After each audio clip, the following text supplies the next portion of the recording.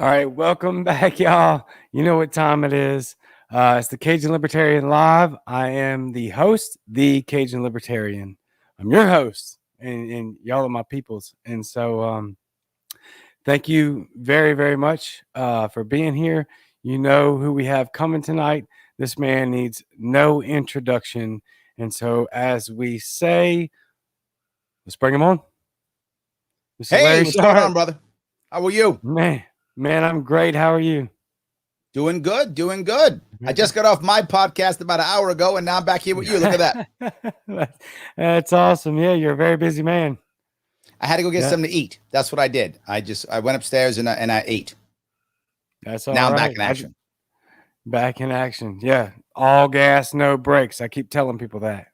I tell people all the time what keeps me going is caffeine and protein. Caffeine and protein. That's what keeps me going. It's the way that I stay. It's the way that I can keep my energy level up. It sounds crazy, but it's true. I went on keto. I've been in a keto lifestyle for now about 11 years. No kidding. I went on keto in 2010. And what happened was, most who don't know this, some people do. 2010 was the worst year of my life. Not even close. Terrible year. 2010 is when my business finally collapsed from the crash. The crash hit me a little bit later. The crash hit me around 2009, give or take, is when it hit me.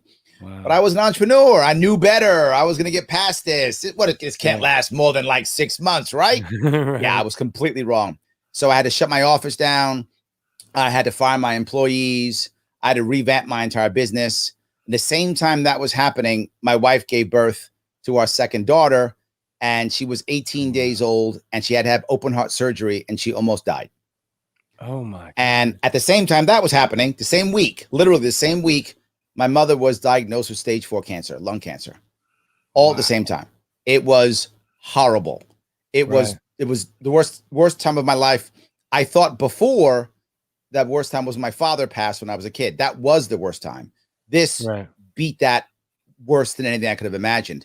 And what was so hard about that is, or maybe good, I'm a square. Like, I'm for like drink, do drugs, whatever's your thing. But this is the only drug I use. I use caffeine. Right. That's it. I don't drink.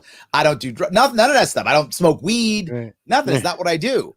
So when the stress hit me, I isolated myself, which is common, right? I isolated myself. My wife packed up and moved into the hospital because she was being with my daughter who was dying.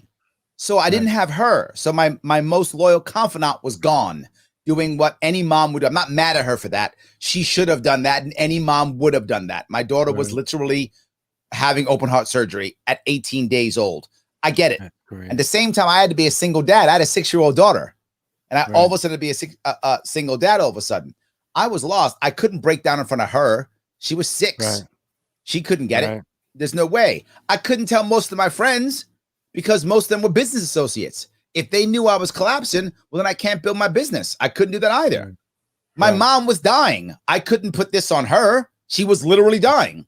So there was no one for me to reach out to. So I ate. That was my drug. I ate. And because I was isolated, there was no one to say, dude, what are you doing, man? You're in trouble. Do something. There was no one to tell me that because I was purposely isolating myself. So I'm sitting there, I'm eating, and I still remember this. Literally, I'm eating a full pizza and a 2-liter of Coke for lunch. And I'm like, that's normal, right? Everybody does that, right? Because I was in denial, right? I was in such a bad spot. I couldn't see myself, and there was no one in my world to go, Larry, what are you doing, man? That's not, you can't do that. You got a problem. There was no one to tell me that. So all of a sudden, it's about a month or two later, and I put on so much weight, I can't fit in my suits. So I'm trying to go back out to work. I'm done with my pity party. And I finally say, okay, enough of feeling sorry for yourself. Get up. Right. You got a family to deal with. You got stuff you got to do. Start rebuilding. I couldn't do it. So, and I physically couldn't fit in the suits now. I was devastated. So I thought, how do I fix this? What do I do? And I said, you know what? I need something that's hard, but simple. So I decided no carbs. That's the easy way. Keto, no carbs, low carb.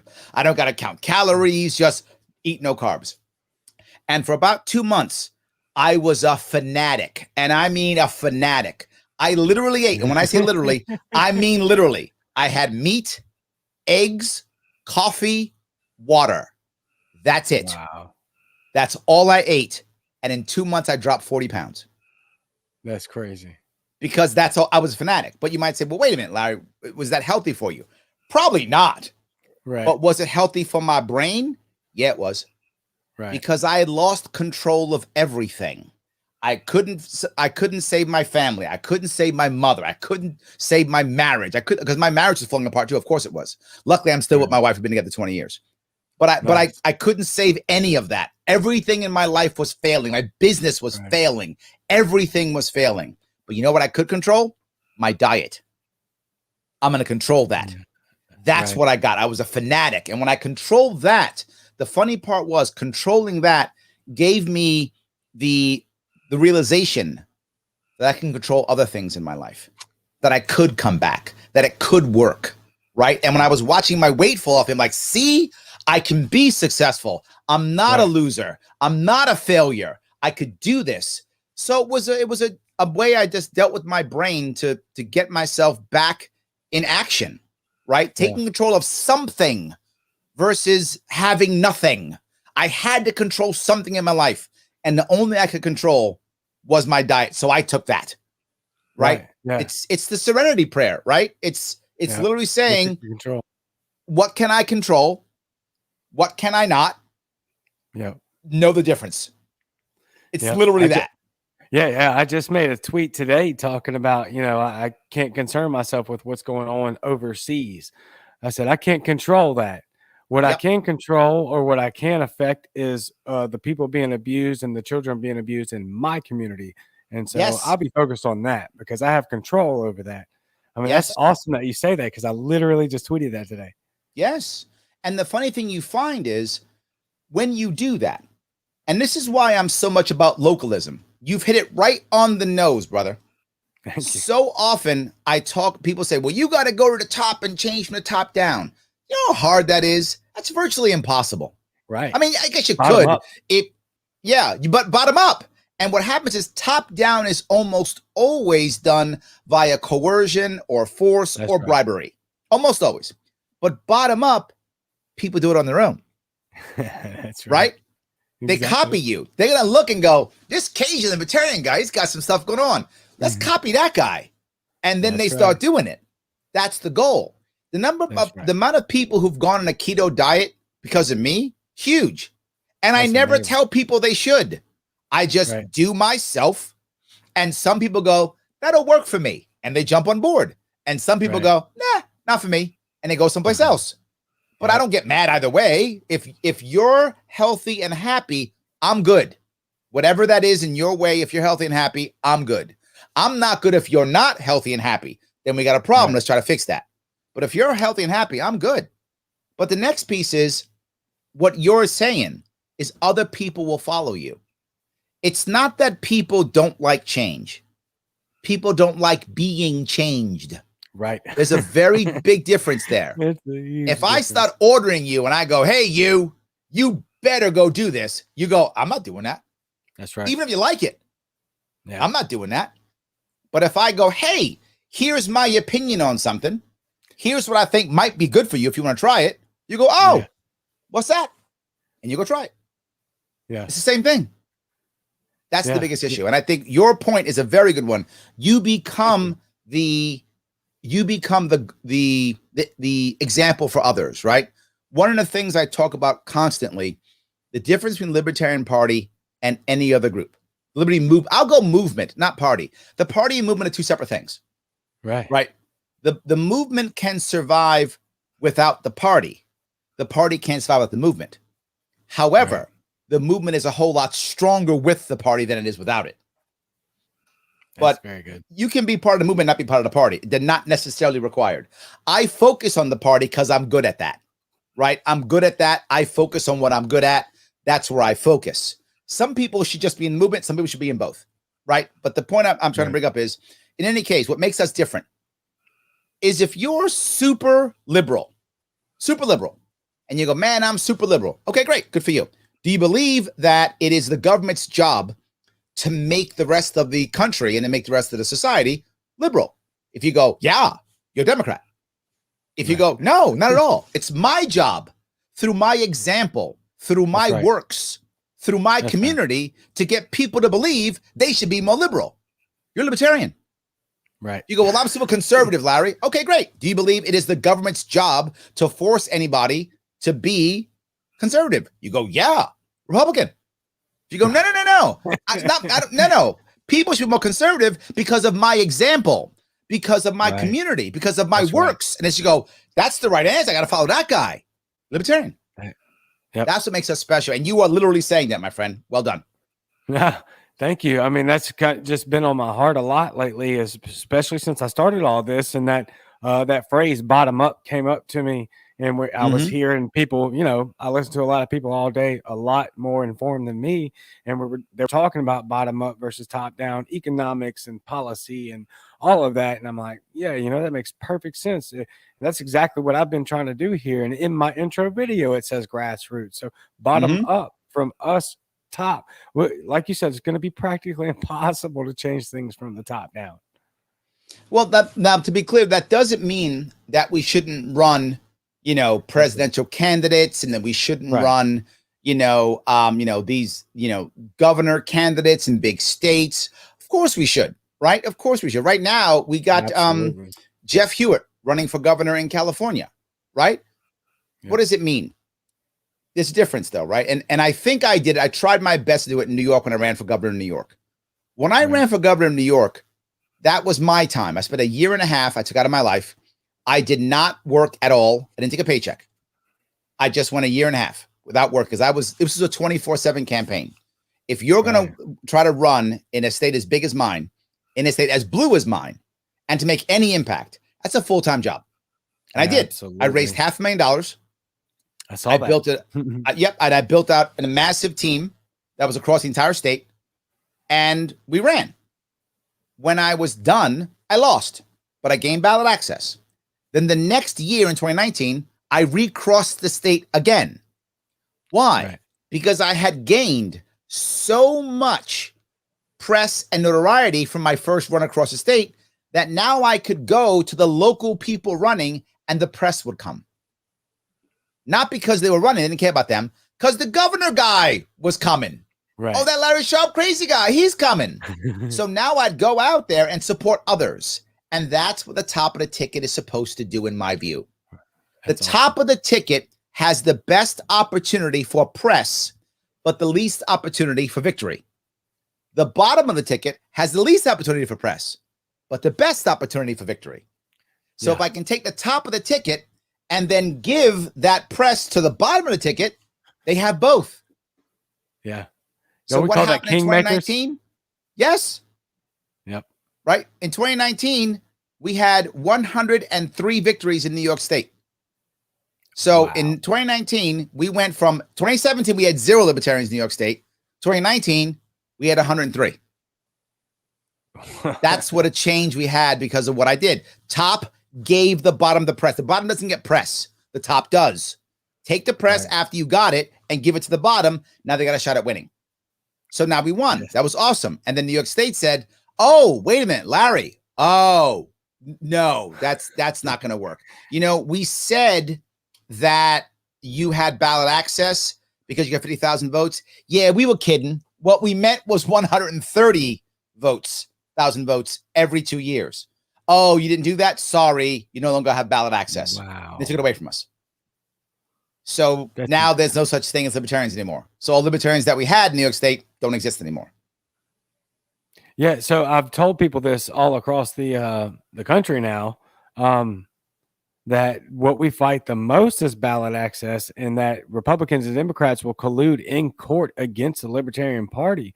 So that whole idea and concept of, oh, well, Libertarians are just a joke, they can't win. No, that's a flat out lie. We are winning. The problem we can't is get on the ballot. They're working against us together. I was talking to a high school today. I do a lot of high school and college talks whenever I can. And I was talking to a high school class in Pennsylvania today. And I told them exactly that. I said, a lot of people get upset at third parties and go, why don't you guys have better candidates? Blah, blah, blah. Tough to vote for me when I'm not on your ballot. Right. Really hard to figure out that I exist when I'm not on your ballot. Pretty tough. Right. And I said, if you're a Republican or a Democrat, here's what I'm sure of. Your state party sued to get people thrown off the ballot. Yep. And here is my example of why this is so bad. I will say openly, any judge who stops you from being on a ballot, shame on you. Shame on you. And they go, well, it's the law. So what? What's the harm? And I'm going to go down to let's go down a ridiculous road to make this point. Let's say the people of Toledo, Ohio, decide that Larry Sharpe should be on the ballot for mayor. I've never lived in Toledo, so obviously I can't be the mayor. I don't have any group there that can help me at all to run, so I'm not going to be the mayor. But they put me on the ballot. And the judge goes, whatevs, and leaves in the ballot. I'll ask, what's the harm? Even in that crazy case, what's the harm? First up, no one's going to vote for me. Well, some people probably know me in Toledo, so I'll get like 5 votes. Okay, fine. Right. I get 5 votes. So what? Right? Who cares? Let's say I win. Let's go down to the crazy level. I actually win the election. Right. Enough people vote for me where I win the election. Awesome. I still can't be the mayor. There'll be residency issues, all of issues. I can't be the mayor. What will have to happen? Right. They'll have to do another election. They should. If the people of Toledo, Ohio pick some New York guy over their current candidates, they clearly hate their current candidates. Right. So that's a good thing. So even in the absurdity of me being on some ballot where I don't live and me winning some election that I can't win, even in that crazy example, it's still a good thing. There's no harm in it. So it's just for control. It's not for help. It doesn't hurt. It is only for control. Absolutely. I didn't even know. Man, that's such a great story right there, what you just said. That's incredible right there. That's amazing. I mean, that just shows you how, it doesn't matter. They'll go to any length to make sure that we're not a threat. That's what I have. That's how I translate it in my mind. Is we are a threat. I keep telling people every day, we have the momentum. But the issue we find, and I found this when I ran, is generally speaking, it's harder for me to talk to the left or the left to talk to me than have the right talk to me. Generally speaking, when the right is mad at me, they come at me, right? Let me tell you why you libertarians are dumb or wrong. They come right at me, right? That's what they usually do. The left is always dismissive. They're like, you don't know anything, you stupid libertarians. You guys don't know anything. Yeah. So because of dismissive, they often won't respond to me. I'll ask them to get on their shows. I'll ask to bring them on my show. And they often don't want to come on. Like, they don't even respond to me. Right. Wow. AOC is my congressperson. Right. I accept your condolences. So she's my congressperson.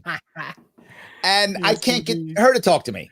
Right. Doesn't matter. They won't talk to me. The right will come at me aggressively, but the left won't talk to me, except when all of a sudden I'm a threat. When I ran for governor again, I was polling in internal polls around 6% to 8% as a general rule is where I was polling. The left said, oh, we're going to win by 25 points. We don't care about Larry. He does not exist. And they literally just acted like I did not exist. So the right said, we don't know about that. Then one thing happened that changed everything. The Republicans became my huge enemy. They hated me. And what happened was the Republican candidate was in Western New York. And when he was in Western New York, one interviewer on TV said, hey, how are you going to handle Western New York? You know, that's Sharpe country. When he said that, the Republicans were like, what? Okay. All of a sudden, he gets an extra $1 million. I'm not joking. And all of a sudden, there's a bunch of lying campaigns. All of a sudden, I hate cops. All of a sudden, I hate guns. All of a sudden, I'm a Democratic plant. All of a sudden, all those stories come out. I'm like, okay, let's fight that. But that let me know that I was a real threat, right? Then they were like, okay, this guy might mess us up. We might come in third. No way. So that really changed how things worked. But I got to tell you, even on my ballot, again, I'll go back to how bad it is. This is only if people are watching who supported me. If any of your audience is supporting me, if you supported me, I'm going to tell this story just to make you feel better. Just to make you feel better if you supported me. A lot of people thought I should have gotten more votes. In reality, I did. But not enough to win, so it's not worth suing. But what actually happened, if you remember the ballot, some of you can look at it if you want to. The ballot was set up in a very special way. I was the only candidate who was in the second column. The only candidate in the second column. Why does that matter? Some of the machines couldn't read the second column. So if you voted in the second column, it didn't count as a vote. It was blank.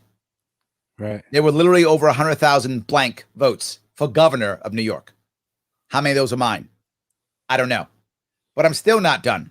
On top of that, I was the only candidate that was next to another candidate. It was me and Stephanie Miner. Well, some people only knew me and didn't know who my lieutenant governor was. So they thought she was my lieutenant governor. So they checked both. That's a voided vote. There were over 100,000 of those. A voided vote. On top of that, if they checked both of them and they couldn't read the second column, she got the vote. She got 50,000 votes. She was the unknown. She got 50,000 votes. So some of her votes were mine. Crazy. I don't know how many. Now, I lost by like 1.5 million or 2 million votes. So it's not like I had enough to win. But this just hopefully makes people feel better. That in reality, I probably got about 200,000 votes. Okay. That's what I probably got. And I don't know that for sure, but I probaby got that. It was not easy to find me on the ballot. And we told them, and they said, I don't care. No. We said this is wrong. And they said, see you in court. I don't care. No. And we just had our court. We sued them when they changed the ballot access numbers. When they just randomly said, no, you can't be a party anymore. We sued them. And the judge just said last week, oh no, I don't care about your party. Literally, I don't care. He goes, the judge said something like this. If I get it, I'll get his words off a little bit, but it's something like the value of New York State is more important than your party. Wow. Yeah. Don't care. I don't. Yes. Because New York State wants to fund. New York State wants to fund state. The state wants to fund all the elections with matching funds. So they're like, well, no, if you get on a ballot, then we got to give you money. And no, New York State's broke, so you don't get your political powers. Sorry. No. Budget's far more important than your political rights. Your freedom of speech. Remember, in New York State, the First and Second Amendments are the first and second suggestions. Wow. They're not amendments in New York State. New York State says First Amendment, that's a suggestion. Second Amendment, also suggestion. That is how New York State sees it. Yeah, y'all got it brutal up there. I mean, how bad is it up there right now? With even still after Cuomo's all over the news for just major corruption, is it still brutal? I told everybody when he got caught or accused, people like, oh, now he's finished. I'm like, no, he's not finished. They're like, yeah, he's finished and blah, blah, blah. No, he's not finished at all. He runs this state. He is the state. So there's no way he's finished. Impossible. No way. If someone doesn't run like me or some other powerful or popular outsider doesn't run, he's going to win again. He's going to win again. Absolutely, he'll win again. I think he'll win again. No doubt. Yes. Holy crap. Are people yes, absolutely. No, New York State hates Republicans. New York State hates Trump. Right. Hates Trump. And anyone who would think differently is leaving our state. We've lost 1.5 million people in 10 years. Yeah. So anybody who would have defended the conservatives are right at all has gone to Florida or Arizona or Texas. They've all left. So my state is about 2.5 to 3 to 1 Democrat to Republican. New York City, 70% registered Democrats. Yeah. How are you going to win? And it's so bad. Literally, my governor said, we're going to pick a new mayor of New York City in June. That's what he said. Now, our election's in November. So how are we going to pick one in June? Because that's a Democratic primary. Yeah. And he knows that's the election. So he actually says it publicly. He's like, there's no way anyone's winning except a Democrat. So whoever wins the Democratic primary is the mayor. Right. He said it openly. He didn't even pretend like, well, you know, we have a democratic process and election day. He's like, no, that election means nothing. As soon as my Democratic Party, you know, picks the mayor, then we'll have a mayor of New York City. Now, I know you're from I know you're from New York, but have you thought about leaving? I mean, I didn't tell you that like story. All right. You may like this story. All right. I like New York. I do. I'm born here, raised in the Bronx, lived on Long Island, lived here in Queens for the last 20 years, built my business here. My family is here. Many of my friends are here. But I'd had it around 2017, 20. I'd had it. I was like, you know, I'm done. It's oppressive. My mom left because she couldn't live here, and she died in South Carolina because she couldn't afford to live here. So I lost my mom, and my kids lost their grandma because she couldn't afford to retire in New York. And I was like, what am I doing? You know what? I'm going to get out of here. But to do what I do as a day job, my day job, what I do is I'm a consultant, teacher, trainer. I've taught at a couple colleges here, Columbia, Yale, Baruch, John Jay. I have a lot of customers who are large businesses. The city is my customer too. Some agencies are my customer also. So I need a big city to do what I do. I have to have a big city. Otherwise, I can't make any money. So I thought, you know what? I'll go to Charlotte. Charlotte, North Carolina. It's a big city. Got a bunch of, I'll go there. So I went there to check it out. And I was like, this is great. I could sell my house in Queens, which is, by the way, a shoebox. My house is 20 feet wide, not yards, not acres, feet. Wow. And you can't go to my backyard without going through my house because my neighbors touch. So there's no way to go to my backyard without going through my house because the neighbors literally touch. You're in a shotgun house. Yes. That's what yes. So we call it New Orleans. There we go. That's where I am. So that house, I could sell that house in Queens and buy a mansion in North Carolina with money to spare and spend less taxes. And I'm like, this is great. So when I came back to New York, I thought about leaving. And then I said, you know what? Why?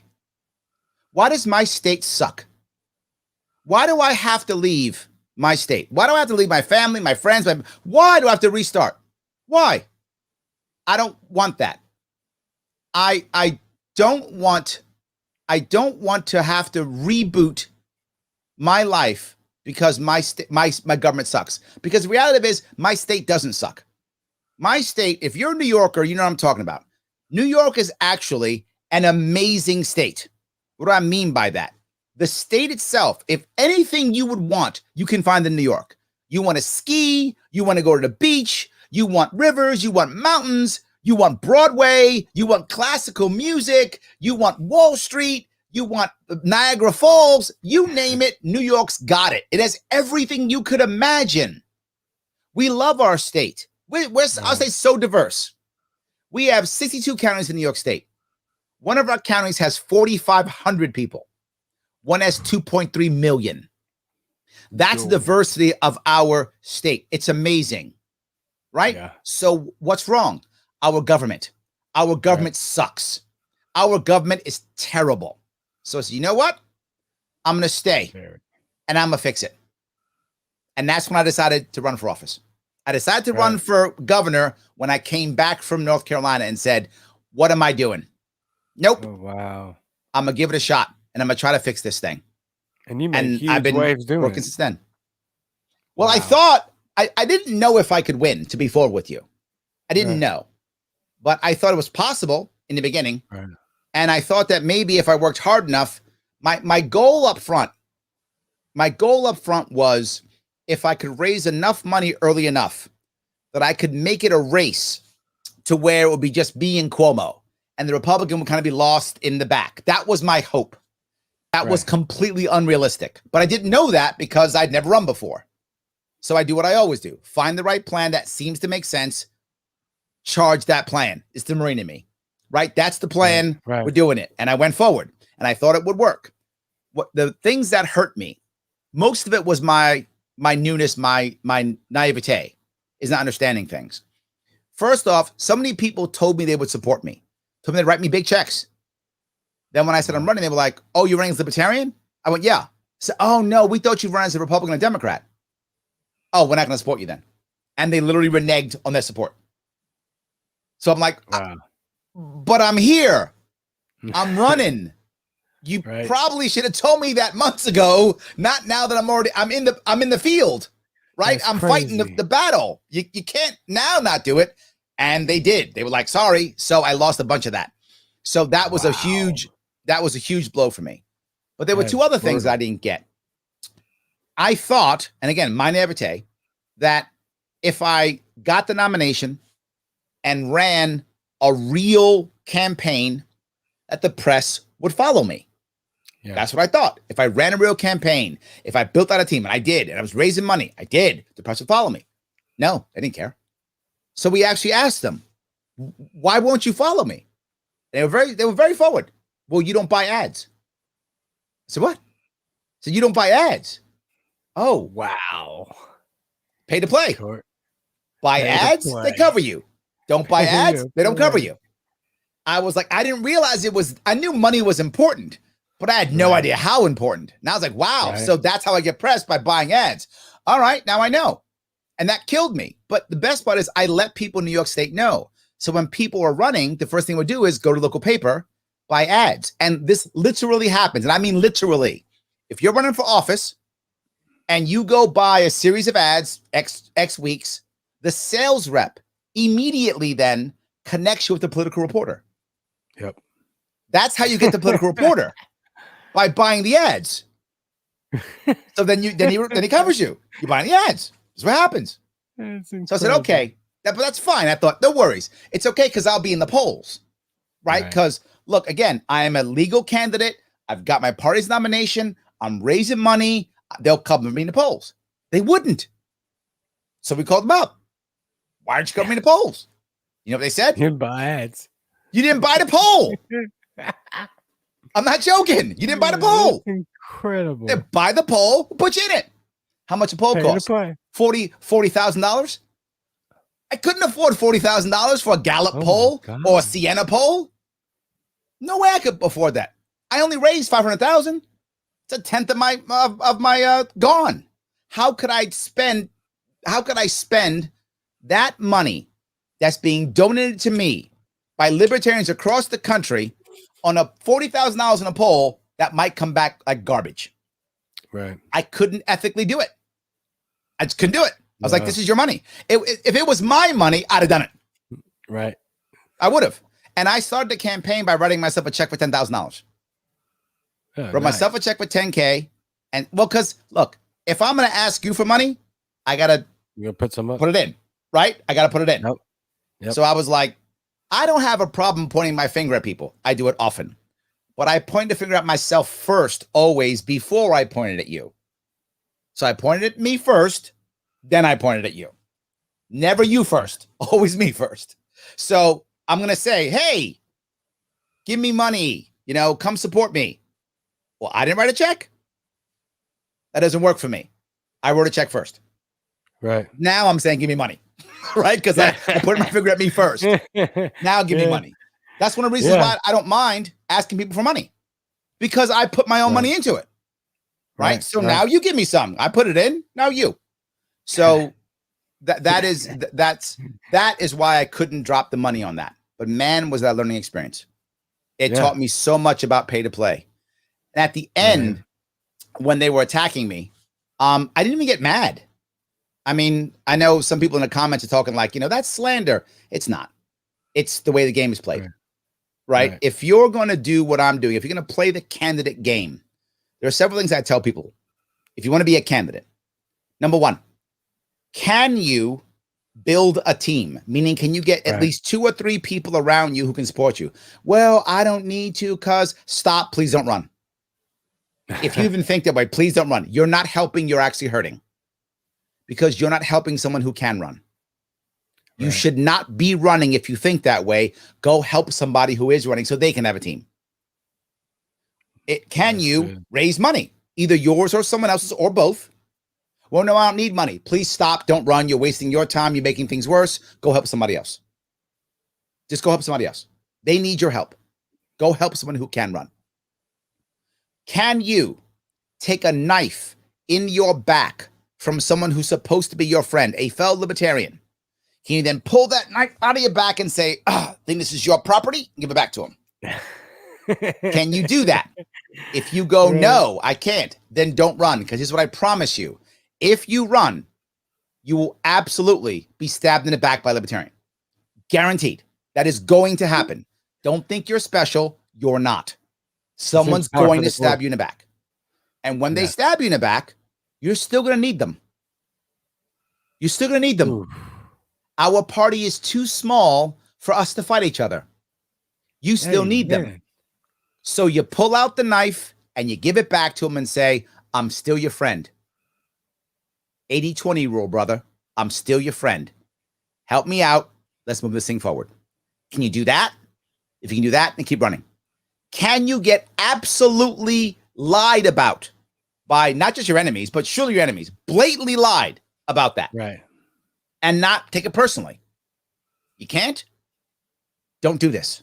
Don't run for office. If you say, yeah, I can handle it, run for office. Because here's what I promise you. If you get any type of power at all, they are going to lie about you. Just make it up. They're just going to lie. You can go, well, I got to be careful on what I say. No, you don't. They're just going to make it up. It doesn't matter. So when you get attacked, you realize, okay, this is what I expected. Okay, I got you. I got you.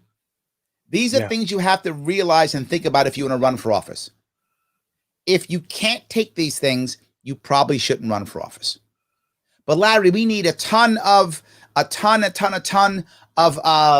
candidates. No, we don't. We need good candidates. Yeah, quality over quantity. Absolutely. We are too small for us to run 1,000 candidates.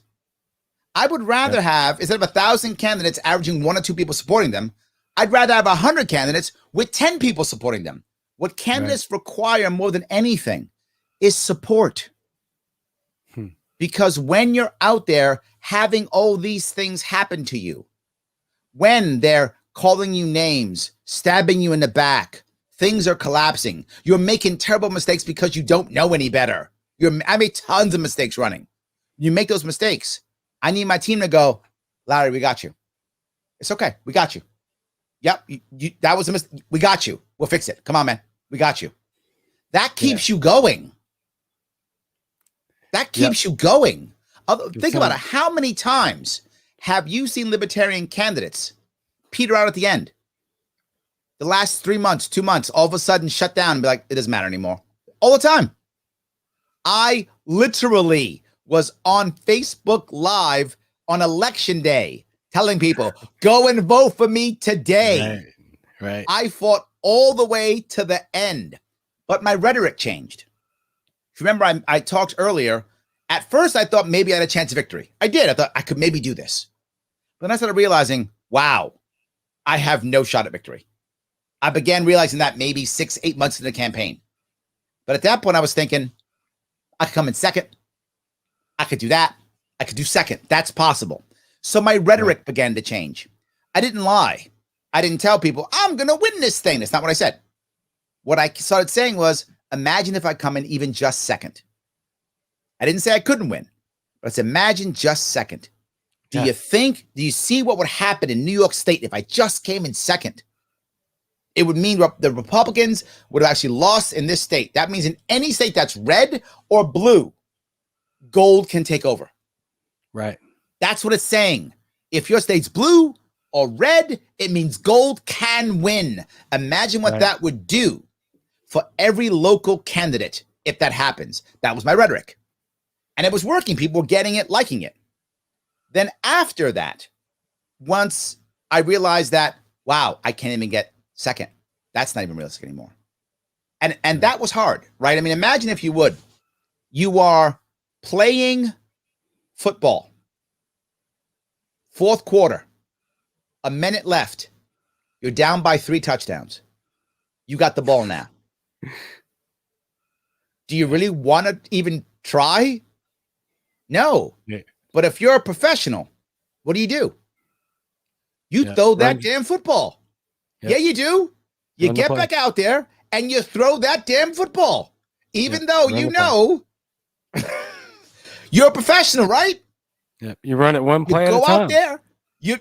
And you throw that damn football and you try to get 3 touchdowns in a minute. You do it. So I kept throwing that football. But man, it was hard. It was hard. I was literally in the fourth quarter down by 3 touchdowns. So my rhetoric changed again. Then my rhetoric became, look, imagine if I even just got 10%.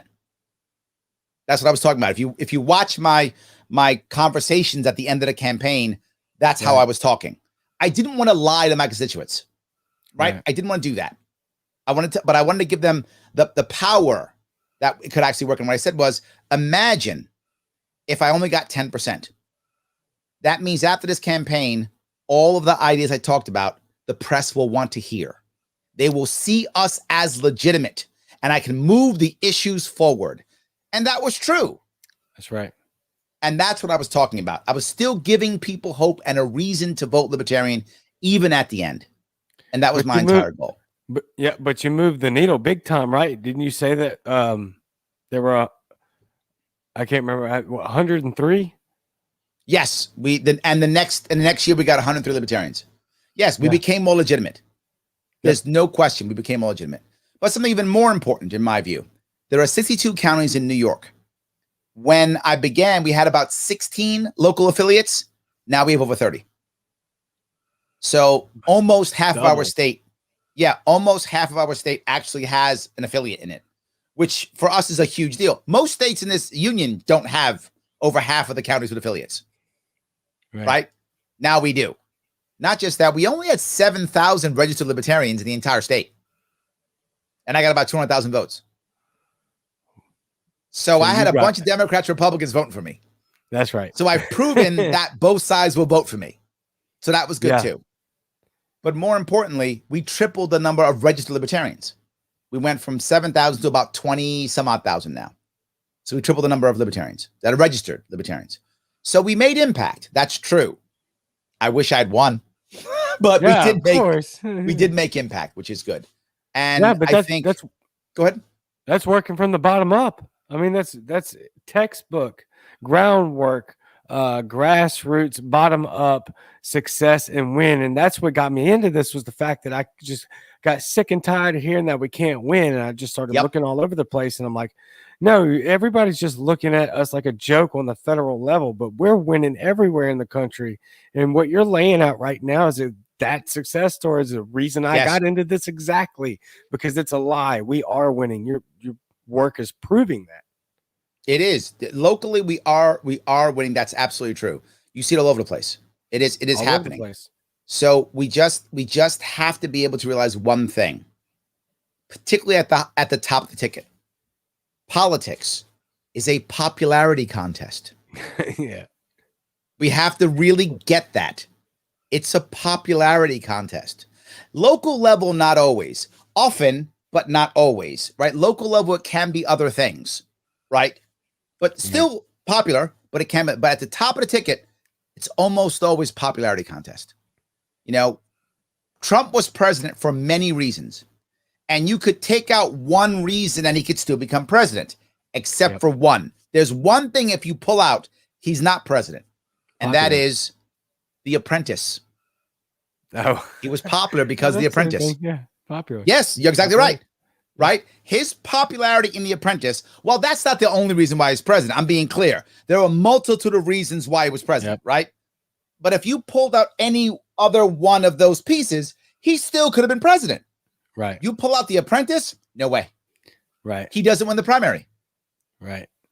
Without The Apprentice, he doesn't win the primary. Yep. And that's all I'm saying. Popularity matters. Yep. It's critical. It matters. And we have to realize that. And we don't do that well. We don't look at popularity as valuable. We look at only principled as valuable. I would argue you could do both. Right. I would argue the same thing. Absolutely. You could do both. You can. And I think we got to spend more time working on being popular. And I try. You see how much I'm doing this stuff, right? Yep. I try. Yep. I do my own show 5 days a week. Plus, I do a terrestrial radio show in Western New York twice a week. Plus, I do Libertarians Drinking Coffee Live once a week. Yeah. Plus, I do someone else's podcast at least twice a week, sometimes 3 times a week. Yeah. Gotta be more popular. You got to work on being popular, and you're leading that front for sure. You and several other people as well. And I've been saying that for a hot minute now, that we need to use some of this. And I think we have been using this new technology and social media to our advantage. I just don't think we've capitalized on it quite as much as we have in the last, 14, 18, 21 months or so, where people like you and all of the other celebritarians that are really, trailblazing. I keep using that word. Y'all know I use that word all the time, but it matters. They're trailblazers. You're clearing a way through the forest so that the rest of us can pass through a lot more easily. Can I touch some of the comments? Oh yeah, for sure. If you don't mind. So I was hoping you get there. No, I see some of the comments, and Ashley just posted, "I'm not popping, but I think I'm a good candidate."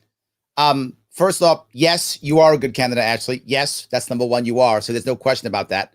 You are. But again, you're running locally. So running locally is a little bit different. People tend to be more connected locally than they are nationally. Nationally, so it tends to be, oh, I heard of him or her, or that's the party. I'm much more apt to vote red or blue. The higher it is, if that makes any sense, right? The lower it is, I'm more apt to go, oh no, Ashley, I met her. She makes sense. Much more likely for that to happen. Absolutely. So I think that's true. Heather says one of the most divisive things about him was The Apprentice. Love him or hate him. I agree with that. And I think the issue about that is Trump is a big personality. He's very easy to love and very easy to hate.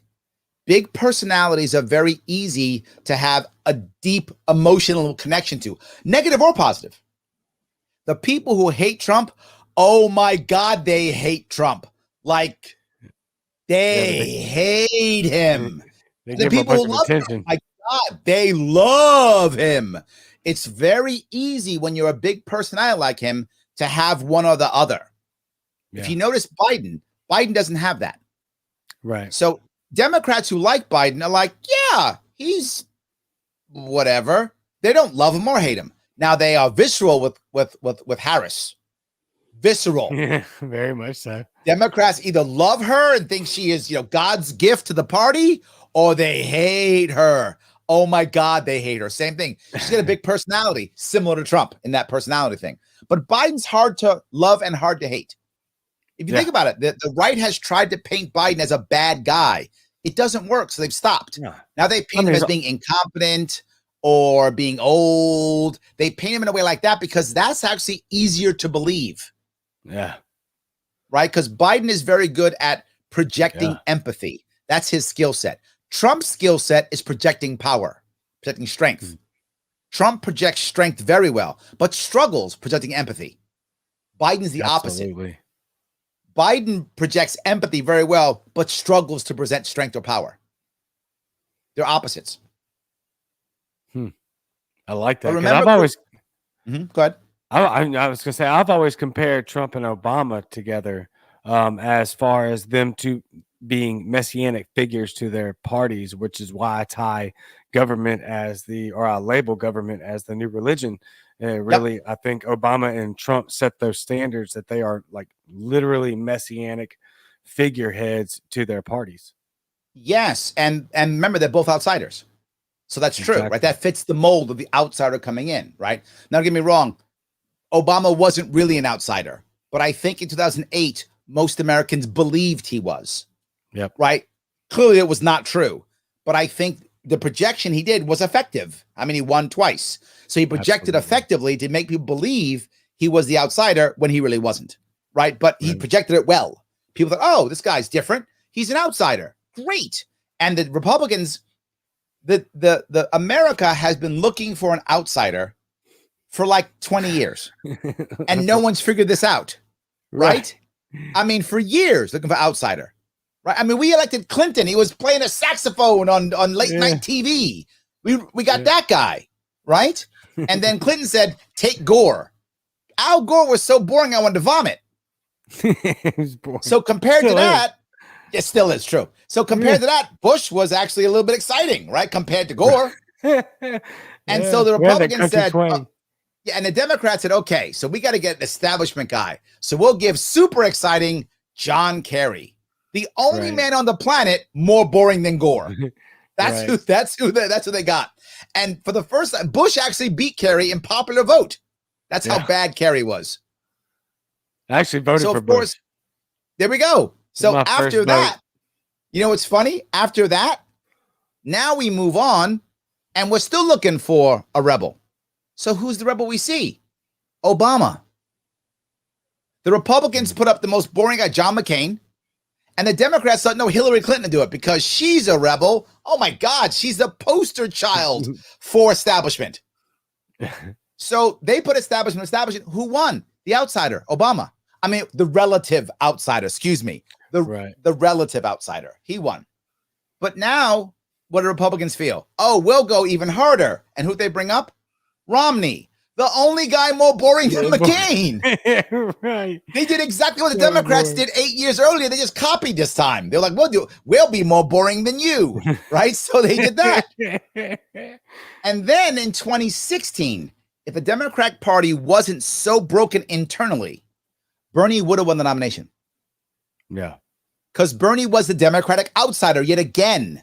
As far as the Democrat goes, Bernie's the outsider. Well, not anymore. He's kind of establishment now. But back then, he was the outsider for sure. Only seen as an outsider. Maybe that's a better way of putting it. So he would have won the nomination. So the Democrats said, whoa. We can't have that. So they rigged the system as they always do. And they made sure that Hillary won. So Hillary wins. Awesome. So now it's Hillary. Again, poster child for establishment against Trump. The obvious outsider. Now, how do we know this? Because if you remember when Bernie got out in 2016, his people broke up into three groups. Group number one, I'll hold my nose and vote for Hillary. Fine. Group number two, I'm out. Done. Group number three, I only liked Bernie because he was a rebel. So where's my rebel? Ooh, Trump. He's a rebel. And those Bernie bros went to Trump. You might say, how in the world can someone who supported Bernie support Trump? Because a lot of people who supported Bernie had no idea what Bernie's policies were. They just knew he was a rebel and they liked him because he was an honest rebel. Well, you know who else was an honest rebel? Trump. So they went right to Trump. How do I know that? Because my marketing chief that I brought on my campaign in 2018, I took him from the Bernie campaign. Oh, wow. He was running veterans for Bernie.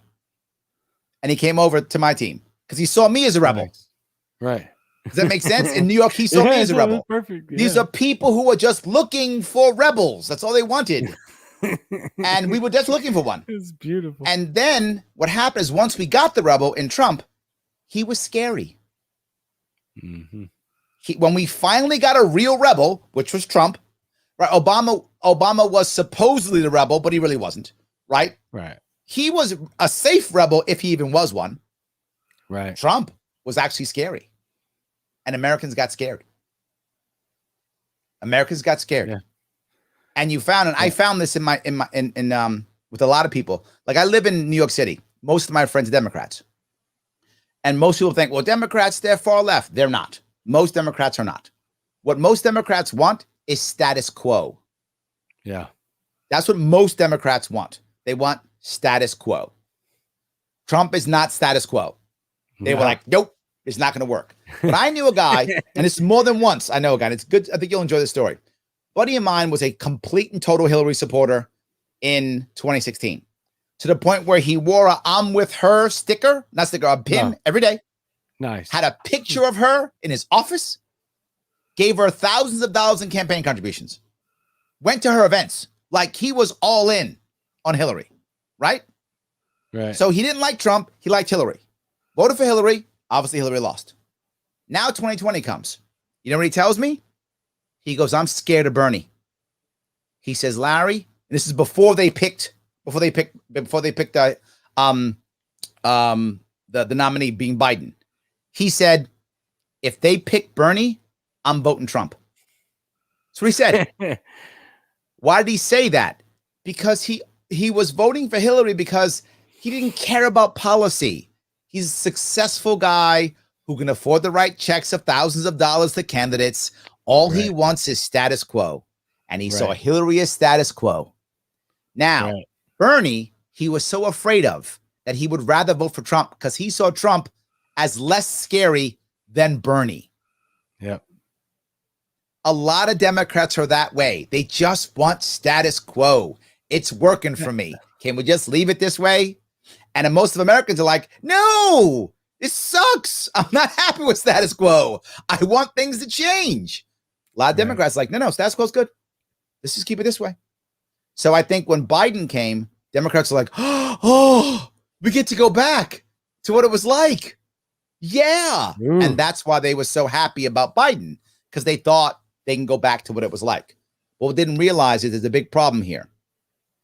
The problem is Trump was very good at uniting the left, right? All the factions of the left hated Trump. That was a common thing. They all hated Trump. So they all got together and held their nose and voted for Biden.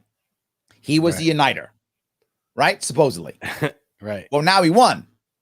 Well, two things happened. Number one, the far left didn't understand that the reason why the regular left, the middle left, and the right left, or the more centrist left, wasn't yelling at them was because they wanted to get rid of Trump.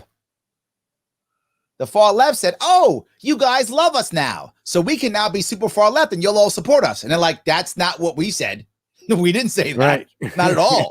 We never said that. Right. We said, let's get rid of Trump. That's what we said. We're not ready to go down your road, which is why you're finding a lot of city folk fleeing the city now. Yep. Because they can't handle the far left, even though they're Democrats. They are much more middle of the road Democrats, establishment Democrats. Liberals. Correct. That's what they are. They don't actually want the far left. They put up with it to get rid of Trump. Right. But the problem is that marriage is falling apart badly now. Yeah, of course. I mean, that's what happens. Falling apart badly. Negotiate. Yes. Yeah. I mean, that really what you're saying right now, though, is really a true testament of how far we've lost our way, because the federal government is never supposed to have this kind of effect on us. And 100%. That's what pisses me off. Yes, absolutely. 100%. You're right. And I look at it from my state, New York State. Last year, almost every day, we had to look at our phones or look at our TVs or look at our computers and say, will my government let me go to work today? That's incredible. And the sad part is most New Yorkers were okay with that. Are you serious? Yes. Wow. Did we fight back? Did you see us fight back? I saw a few viral videos, but I wasn't sure. You know, you're only allowed what the media allows you to see. You know. Yep. Absolutely. That is certain facts. Yeah, certain factions promote what they want promoted, and the others promote what they wanted. And that's why I can't trust a lot of that stuff. And I try to focus on a micro level where I'm at, the state that I'm in, and then doing this here and trying to get people to do the same thing, bringing people like you on to show us how successful you were and how far you've come in. I mean, it's an awesome conversation. It's going crazy. I mean, I love it so much. I guess I always return to that because I always don't want to believe it. And that's that the federal government actually does have that much power over our individual lives. That's the whole reason I got into this, was because it didn't affect me before. I think the issue here is they have the power if we let them have the power. And almost always, remember, in America, as a general rule, this has just changed recently. As a general rule, the government doesn't just take our rights. We eagerly give them away. Exactly. Because we're afraid. Yeah. Right. Afraid Americans are the worst thing, which is why when I go out and campaign or do anything, I go out of my way to not make Americans afraid. Right. Out of my way. Because afraid That's huge. Americans make bad decisions.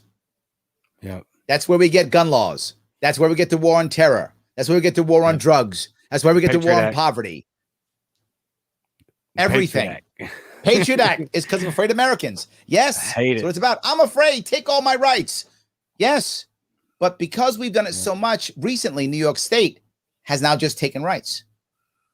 And a lot of people say, Larry, why do I care about New York? You in New York. I don't live in New York. Because whatever happens in New York, it's coming to you. Yeah. This is the battleground state. This is the battleground state. If we let it go here, it's just a matter of time before it comes to you. If we stop them here, we stop them anyway. And we did stop them in a couple of things.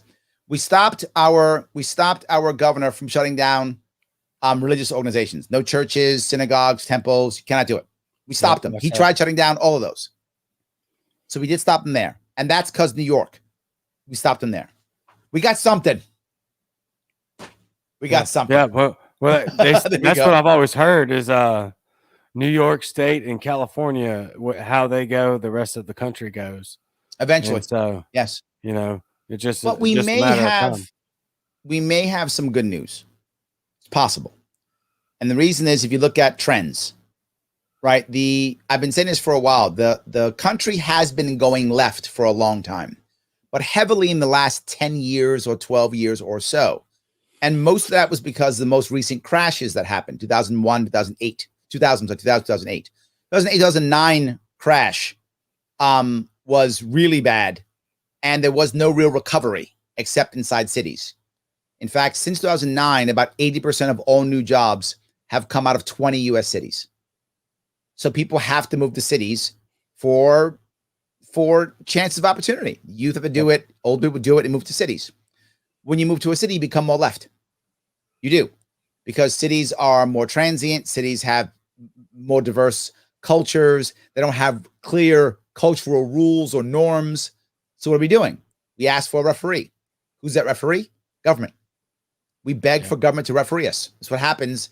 Instead, think about this. In Manhattan, New York City, 1 square mile, 60,000 people. That's more than most counties in the entire country. 60,000, crazy. 1 square mile. We live on top of each other. There's places in New York City where a UPS truck driver, his entire route is one building. That's incredible. His whole route, one building. That's his route. Wow. Because so many people in a building. Right. Yes. His whole route, one building. Ours drives up, drops off the box, and rolls out. Yes. That guy rolls to that building, and he sits there for 3 hours. So he gets his truck. Then he goes back down, fills his truck, comes back, and gets his truck out again. Yeah. So he parks like once or twice a day. That's it. Yes. So I think really that's a real different issue on how we deal with things. However, with COVID and the lockdowns, many people are leaving cities now, and they're moving back out into rural or suburban areas, particularly the wealthy. Now, when last year I got told I was non-essential and I couldn't go to work anymore, most of my business model shifted into a coaching business model because I couldn't do anything else. Most of the people who I coach are executives. Okay. Many of them are wealthy. All of them are well off because otherwise you can't afford it or the company won't pay for it, right? I either do directly or through a company. And so either don't pay for you or whatever. Many of those people, almost all of them, if you're wealthy in a big city, particularly New York City, you have more than one home. You have one in Manhattan and one someplace else. Jersey Shore, Long Island, upstate New York, Florida. You got Arizona. You got a home someplace else. So many of those people literally left and went to those other homes. And they've been there for over a year. And they're making money. They don't want to come back. And those homes aren't in cities. Those homes are in suburban or rural areas. Yeah. They don't want to come back. They're wealthy. Yeah. They recently had a recent poll, and this is poll of people who are currently working remotely. Only 20% want to go back. Right. That's it. 30% say they'll quit if they have to. They would rather just quit. They're not going back. Now, I know most of my clients, my customers, they're not going back. They'll literally quit. Like, I'm not going back. Why would they? Wow. They can. Well, why would a company want you? Think about this for a second. If I got to pull you out, what city are you in? You actually in New Orleans? What city are you in? I'm in Jackson, Mississippi. Jackson. Okay. I got to pull you out of Jackson, Mississippi and bring you to New York. I got to pay you at least $120,000 a year for you to have a good lifestyle and be worth it for you. Otherwise, you're not coming. You're not coming. I know the cost of living is through the roof up there. It's high. Yes.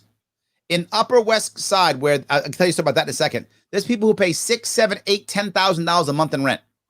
That's incredible. There's no way I could ever afford that. So I got to pay you six figures if I'm going to bring you over here, right? That's incredible. Or I can keep you in Jackson. Yeah. And pay you 60. Yep. And you go, So I just save money, but I still got work out of you. And not just that, I don't got to pay you to relocate. Not just that, I don't need to buy office space in New York City to house you. Yep. I've heard this before. So why in the world would I do that? I'll keep you in Jackson. Yeah. Yep. I've heard this a bunch lately, specifically to New York, where all these high-rise buildings, where all these people were working in these office spaces, that they're just, nobody knows what's going to happen to them because nobody's coming back. And here's the worst part. If the wealthy don't come back, the people who service them don't come back. That's what no one's getting, right? So if the big heavy hitters don't come back, their executive assistants don't come back. Their managers don't come back. So they don't have to come back either. They all work from home too. So they don't come back. But not just that. The other people there who serve them don't come back. The guy or gal who delivers lunch from the local deli doesn't have to come back. Yep. The dry cleaner doesn't have to come back. The taxi cab doesn't have to come back. The Uber driver doesn't have to come back. The limo driver doesn't come. They don't have to come back. Just shut the whole city down. What's going to happen is New York City was about 8.5 million people. It will go under 7 million in the next 2 years. That's my call. And it will actually never be the same as what it was. What will happen is it will become much more of a tourist city than ever. Tourism is still going to be great. New York City still has amazing tourism. It will always do that. And it's great at it. Right. I mean, we have some great stuff in New York. Those of you who don't want to visit, you should visit New York City once the COVID lockdowns are done. It's a great place to visit. I don't know if you want to live here, but visiting is amazing. I'll wait till the last name Cuomo leaves any sort of office. There we go. Yes. Sorry. Absolutely. So people are talking about abandoned vacated properties here in the text. Perla's mentioned this. Yeah. I was looking at that. Yeah. I warned this last year. I said New York State's going to be so bad that people are literally just going to get up and leave, not care about the mortgage, not care about the rent, and just say, I'm out. I don't care. See you in court. Yep. I can't afford this. I'm gone. I can't do this. It's so bad. I was totally right. That now if you go to the NewYork.gov site, they talk about it. There's a name for them now. It's called zombie houses. No kidding. That's how bad it is. There's a name for it. They call them zombie houses. So literally you've been walking around the neighborhood and go, this guy mowed his lawn in like 4 weeks? Is he even here? Yeah, zombie house. Wow. He's been gone months. He's in Arizona or Texas or Florida or wherever he's gone. Packed his family up and left. Mail's piling up. He don't care. He's not paying the bills. He's not paying them. He doesn't care. The bills can pile up all day long. Keep piling them up. At that point, they're going to go, well, you're going to owe more money. I don't care. Make it $1 bazillion. I'm never paying. So I don't care. Exactly. Give me whatever you want. Bills. Yeah. I'm not paying. So whatever. Florida got a bunch of New Yorkers from what I hear. Yes. Florida got so much. Governor Scott, when he was the governor, he actually thanked Cuomo publicly. He's like, Cuomo, thank you for all the money you give me. It's amazing. You're taking care of us. He's the AOC to his Goya, right? Yeah, he's like, yeah. Come on, man. MVP. Love it. Absolutely. It was MVP, 100%. Yeah. And the problem is New York State has a terrible pension plan. And I mean terrible, not for the people who are the pensioners, but terrible for the state. It's about 15% or so of the budget and growing. And our budget is 212. 200 something billion dollars. Wow. I knew that B was coming. Yes, there are only 20 countries and California that have a bigger budget than us.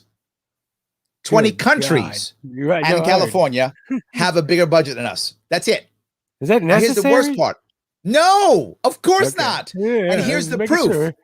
Florida has more people than us. Florida has no income tax, state income tax, and Florida's budget is less than half. Ooh. Less than half. We are so bloated, so broken, so destroyed.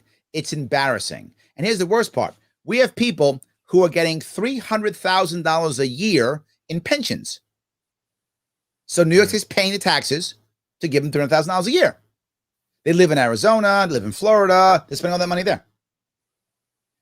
If you're going to have a pension, I want you to at least spend it in my state, at least. Right. But I can't blame them because we've made it so bad in New York State, they don't want to stay.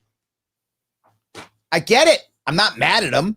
I'm disappointed, but I'm not mad. I would do it too, right? Right. Our job, we have to fix this state so that people actually come back to New York State. Right. I've always said that the Libertarian Party is not about freedom and liberty. That's not true. We're actually about happiness. How do I get happy? Through freedom and liberty. Yeah. Freedom and liberty is actually a means to an end, not the end. If you make it the end, we fail. Right. Several reasons why.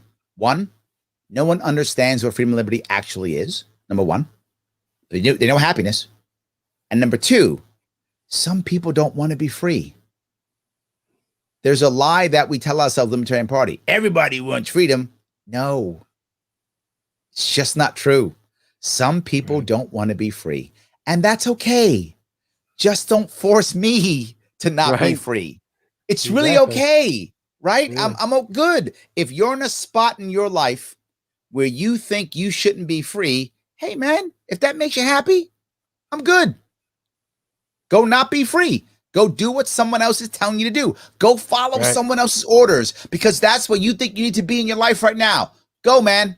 Good on you. Yep. Just don't force me. Yep. And if we get that we're actually the only group that's about life, liberty, and the pursuit of happiness, people will follow us. Yeah. Because I agree. While some people don't want to be free, everybody wants to be happy. Yeah. The problem is two things pop up constantly with happiness. Constantly. One, happiness is fleeting, which is why it's the pursuit of happiness. Right. But the second piece is there are people who believe one or two things. One, that they are not worthy of happiness. Or two, that they're not capable of getting happiness. So either they're unworthy or life is unfair. Either those two things happen to many people. And when they do, if people believe that and absorb that as true, if they do, they will become self-destructive. That is how humans work. Absolutely. So one of the things that we can do in our communities when we're talking is let people know you are worthy of happiness and it is possible. If we let that happen, you will see people say, I want that. Me too. Hope. Me too. And remember something, we have a problem here. We often think, how bad's it got to get until people start waking up? It's not true. People don't revolt because it's bad. People revolt because they have some hope. That's why they revolt. Yep. Think about, I use the Russian czars as an example, right? The Russians stayed, the people stayed under the czars for 300 years with very few rebellions, very few. But then all of a sudden, here comes communism. Seriously. And you say to yourself, they wanted communism? No, they just didn't want what they had. And someone said this communism thing is good. They didn't know any better. They had no idea. But the guy, it sounded good. The guy said, look, you can eat most of the time. And, you could be free-ish, right? Look. Yep. And they were like, well, right now sucks. Like, I know now sucks. So we'll try this communism thing. We got a chance. Yeah. Then, of course, they found out it wasn't much better. but they still had hope. And that's why they revolted. We have to give people some kind of hope. Hey, you are worthy of happiness and you can achieve happiness. So come with us. If we do that well, they'll come to us. This is why you constantly see me talk about one important thing: policy, ideas, constantly. People ask me all the time, Larry, do you talk more about libertarianism, libertarian ideals, libertarian philosophy? None. Nobody cares. None. What I do is I give people libertarian solutions to their problems. If I'm doing it right, they always think I'm their party. So if they're Democrat, they go, oh, you must be Democrat. If they're Republican, they go, oh, you must be Republican. That's when I'm winning.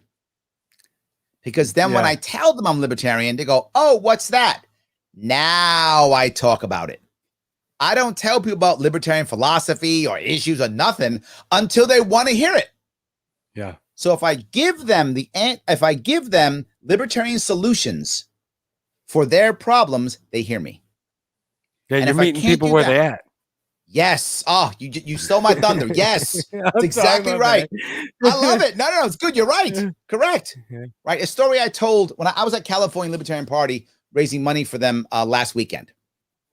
And I raised money for them and the Mises Caucus. I raised money for both last weekend. Oh, nice. And so when I was there, I told a story. True story. I was out crossing New York State again. I cross New York State every year. I touch all 62 counties every year. Yeah. And I'm at one of them, and there's a young lady there, probably 19, 20, young. And I say, how you doing, whatever. She goes, Larry, I like what you said, but I think I'm a communist. And I said, okay. And then I've got to push off the other libertarians ready to attack her. Like, leave her alone, right? So, because they're ready to go get her. I'm like, no, leave her alone. So I literally said to her, okay. I said, can I ask you, do you think you're a communist because you want things to be fair? And she went, yes. I said, me too. I want things to be fair too. I do. Oh, great. I said, so do you think like fairness would be something like, for an example, everyone gets a 2-bedroom apartment? Would that be kind of fair? She went, yeah, that'd be great. Everyone gets a 2-bedroom apartment. It'd be great. I said, yeah, that would be nice. I would love if everyone could have one. That'd be amazing. I love that idea. So yeah. I said, let me ask you a question. What happens if we all have 2-bedroom apartments and this guy, there was another guy next to me. I said, this guy, he's got like 4 kids. I got none. So he's struggling to fit people in the bed. I got a guest room. Now what happens? She said, well, she was kind of struggling. Well, let me see. I guess we should probably, I said, you know what usually happens? She said, what? I said, people with weapons come by and they decide.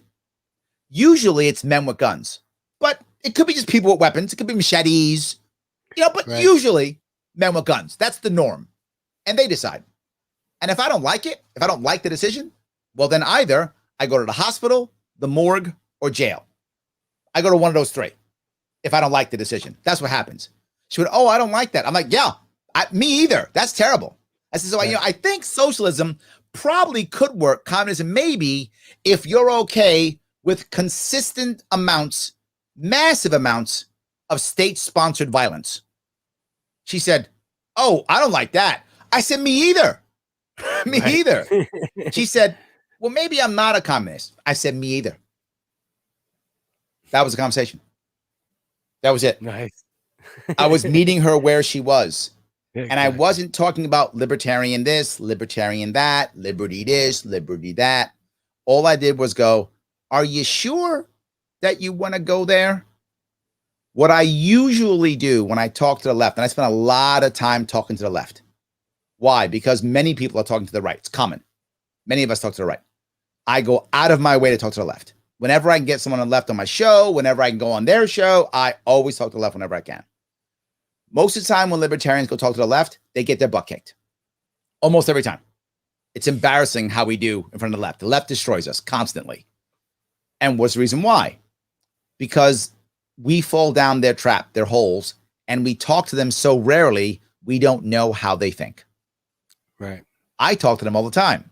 I know exactly how they think.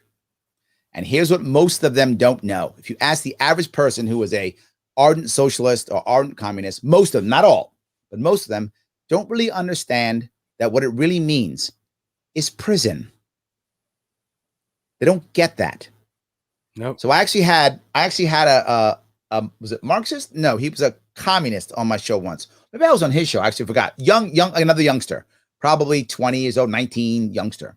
He's talking about how, what we got to do. We got to make sure that we, we got to take Jeff Bezos' company. We got to take Amazon. I said, okay, so you can take Amazon? He went, yeah. I said, okay, so when you take Amazon, does Jeff Bezos get to keep any of his money? All of it? Some of it? What happens to his, or does he just lose the company? Or does he lose his company and you take his money? He's like, oh, no, we get to take his money too, but we'll negotiate on how much he gets. Okay, so he loses his company, maybe like a little more than half his money or something. Yeah, maybe. Okay, got it. So let me ask you, what happens if he says no?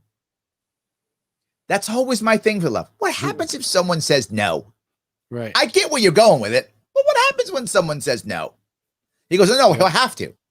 I said, but he doesn't want to give you the company and he doesn't want to give you his money. Right. He says no. When you tell him, he goes, no, you can't have my company or my money. No. What happens then? Well, he'll have to. Well, what happens if he says no? Well, I said, prison? You know what he said? Yeah. Open. Yeah.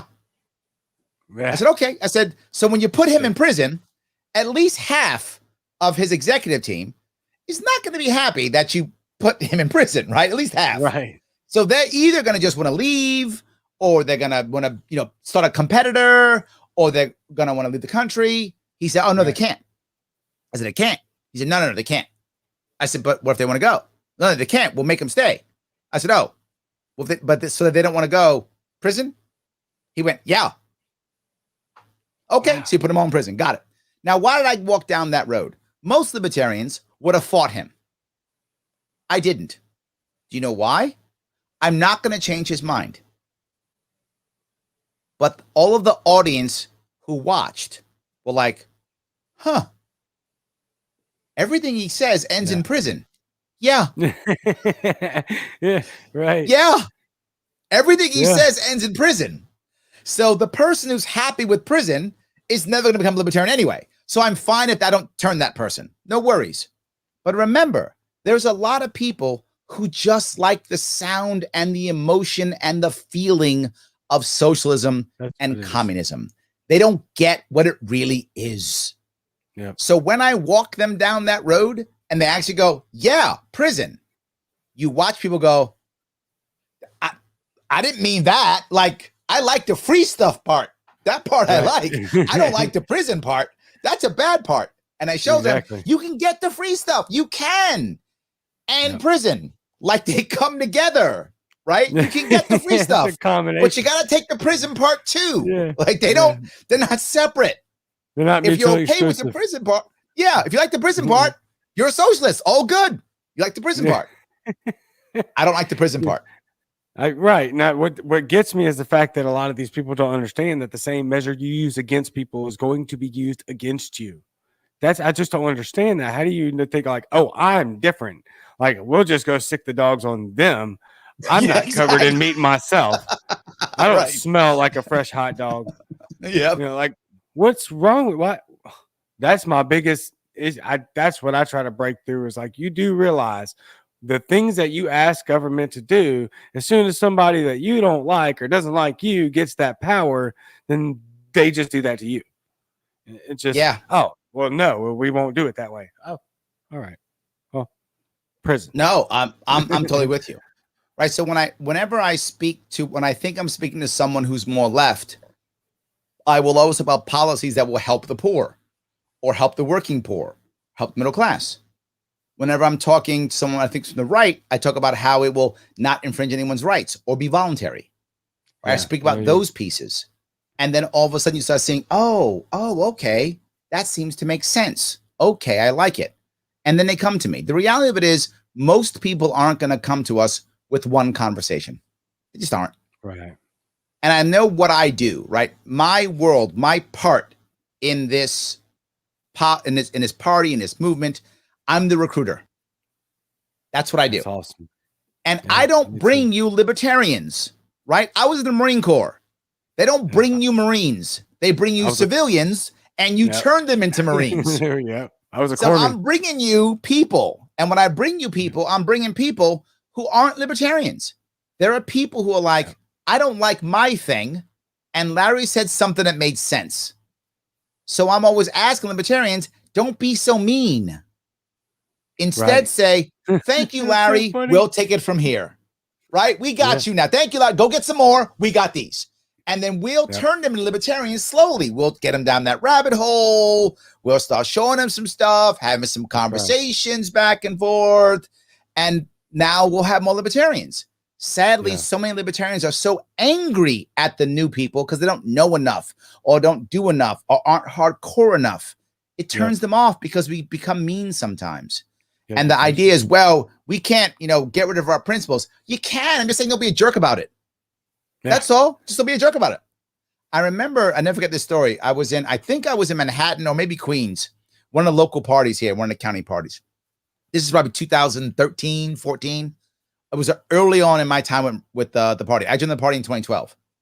So a youngster comes in, young kid, probably 19 years old, 20 years old, whatever, comes into one of the meetings.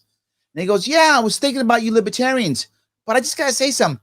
You guys don't hate NASA, do you?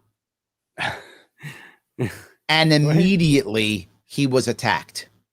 Immediately. And that's the government and blah, blah, blah. And we could do the private sector better.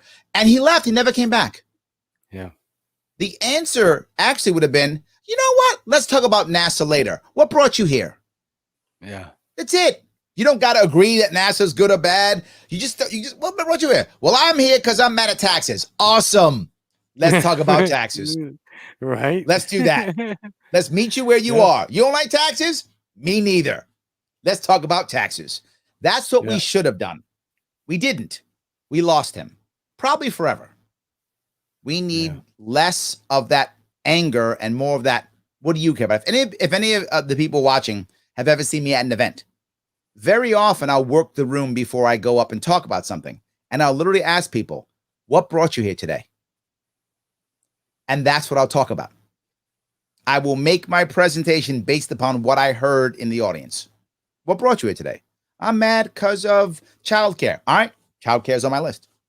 I'm mad because of this. Okay. I got you. Whatever it is. I'm going to cover that. I don't want to tell them what I want to tell them. I want to tell them what they want to hear. Yep, then they come back.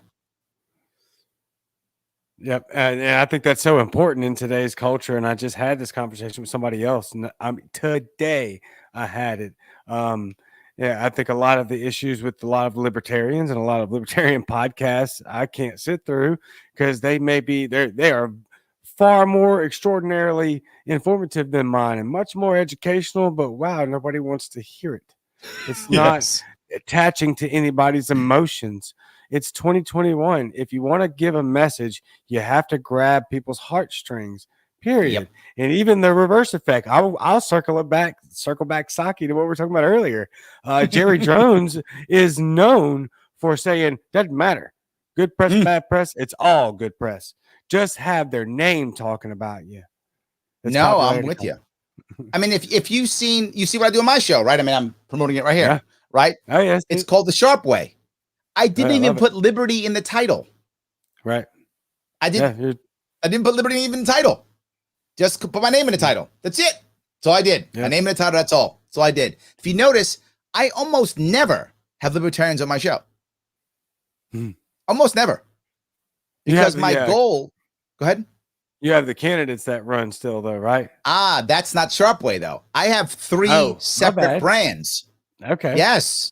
One of my brands is Libertarians Drinking Coffee Live. Oh, that is only libertarians. That is only libertarians. That's in the name. Libertarians Drinking Coffee Live. That is only libertarians. That's awesome. That's all it is. Number libertarians. Right? So that's only libertarians, and that is almost always newer ones, and I'm giving them a practice in a friendly interview style. Nice. This is to make them feel comfortable, to make them feel so that they can be better in a friendly style. It's a longer form, so it'll get cut off. If you notice, I will often rephrase their questions for them. I'll rephrase their answers for them so they can learn how to say it better. I go, what you mean is, and I'll say that, and that's what I mean. So to help them do that. And I also will do fundraising asks for them so they can now replay it and raise money on it. Right. That's the coaching part. Correct. That's why I do Libertarians Drinking Coffee Live. I do it once a week. Every week. I've done over 100 already. So I do it once a week, every week. I just keep doing it. Right. That's my Libertarians Drinking Coffee Live. That's not Sharpe Way. Right. Sharpe Way, there's almost no libertarians on that. Very rare. It's almost always me critiquing someone else who's non-libertarian, or it's me talking to someone who's non-libertarian. Because I want the audience, which is heavily libertarian. So I'm 50% libertarian. It's about 30% Republican or conservative who lean liberty, about 15% either Democrat or liberal who lean liberty. So I try in my best to get those people to hear each other, right? Imagine how libertarians felt when they heard somebody going, yeah, we'll just arrest Jeff Bezos. I mean, their heads must have wanted to explode, right? What? Right. What is this guy saying? Right. But that's part of America. And we got to convert those people who believe this stuff too. They vote. They're taking our rights away. We got to deal with them also, right? Or people who are happy bombing everybody, right? I was with Destiny, who is a YouTuber, a popular YouTuber, a left-leaning YouTuber, and he was like, "No, Larry, I like America kind of being on top of the hegemony of the world and us being able to negotiate stuff."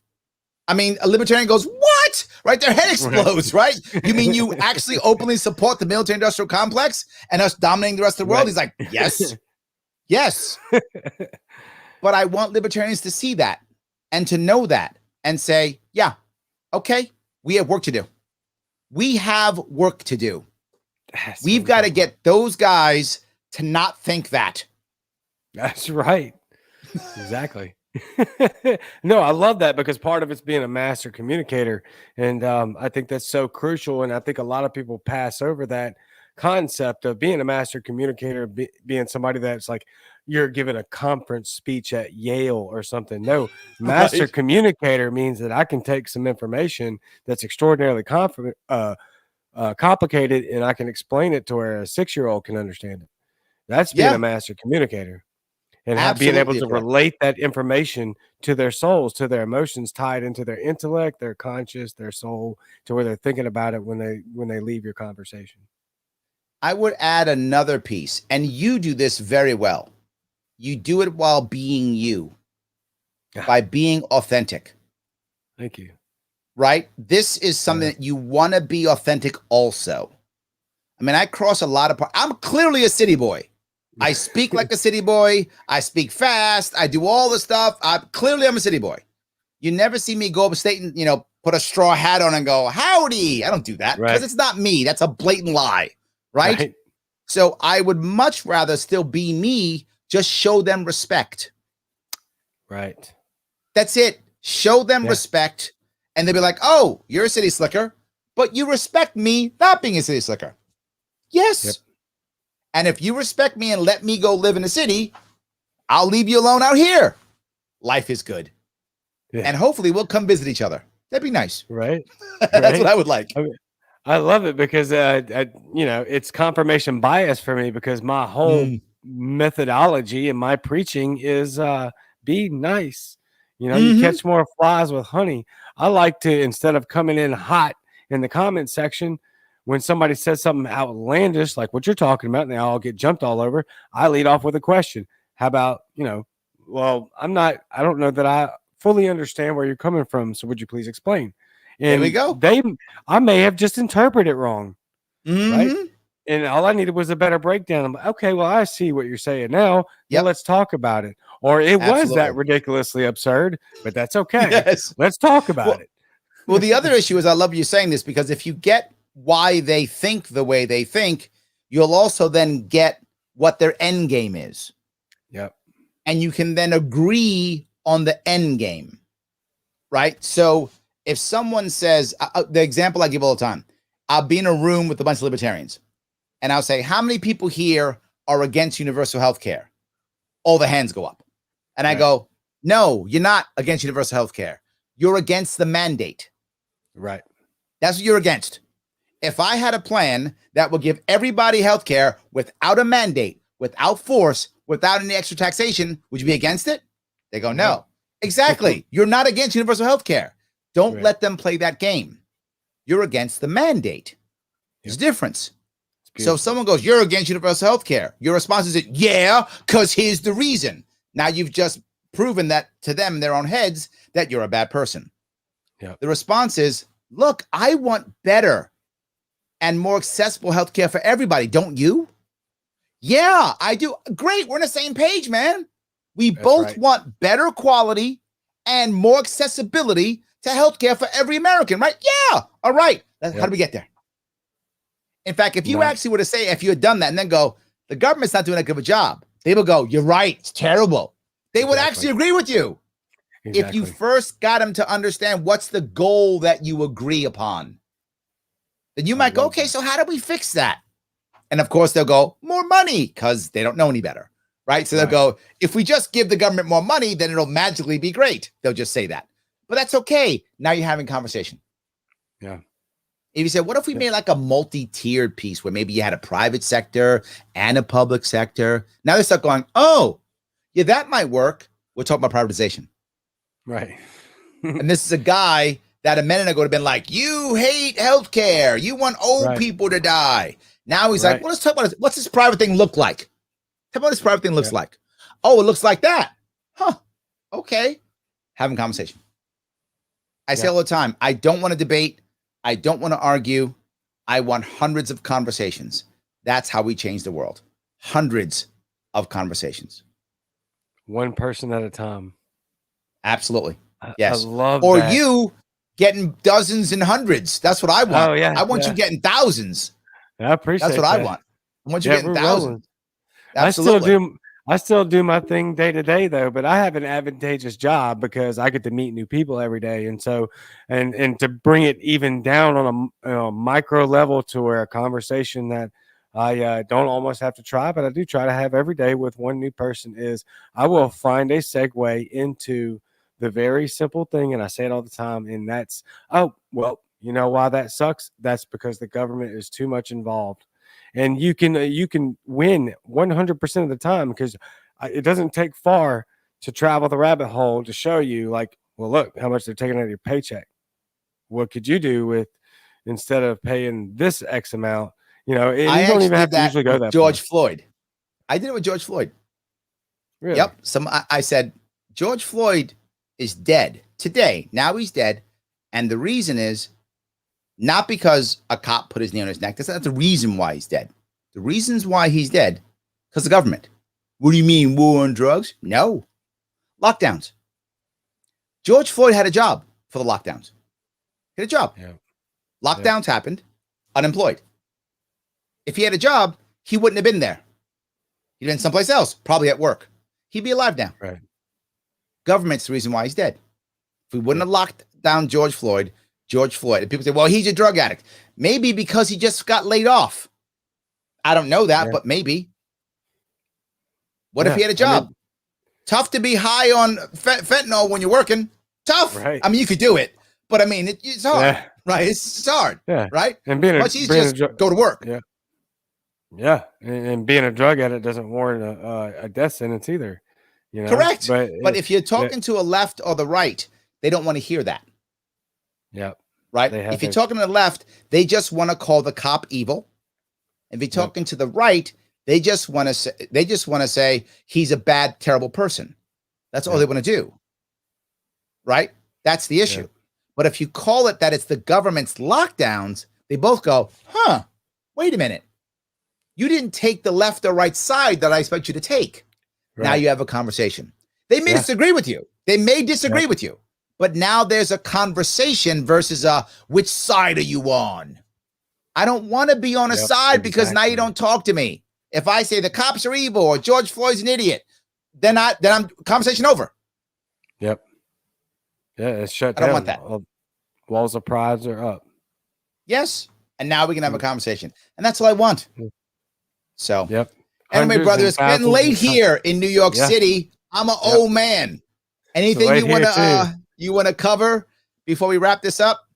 No, I just want to say thank you very much. I mean, it's an awesome conversation, and you're very inspiring. And we talked about that before the show, and I think that you touch everything that people want to hear, and you're a great communicator. You're a master communicator, and I appreciate it, just brother. thank you very much, and love to talk to you again in the future, whatever form that may be. I mean, awesome conversation. Thank you so much.